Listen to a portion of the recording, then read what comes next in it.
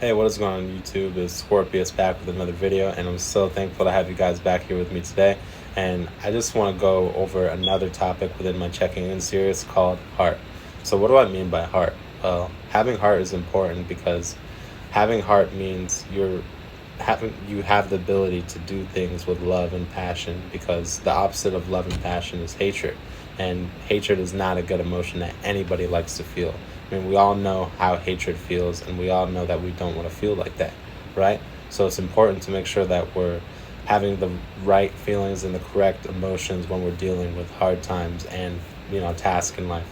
Like, for example, I've done jobs before where I at first had the heart for it, but then over time it grew into a little bit of hatred, and it just hatred is a very painful emotion. So making sure you have heart with what you're doing is so important, because it it neutralizes the negative feelings and turns them into positive feelings. And although all positive, like the yin and yang perspectives is very accurate, there's a little bit of negative inside of positive, yada yada yada.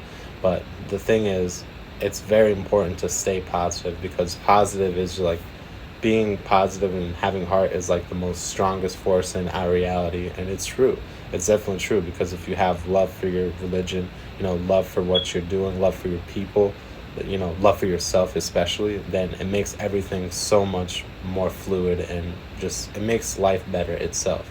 So, like, for example, even Kennedy said, the late President Kennedy, he said, don't pray for easier times, pray to be a stronger man.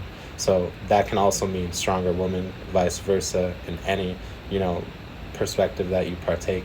But being stronger, it doesn't mean being physically stronger. It means having, love, having heart, making sure that your passion is strong, your mind, your mentality, because it's easy. You could easily, bulk up and get big. There's anabolic steroids. There's stuff that people use to cheat their way to strength, or people do it the natural way.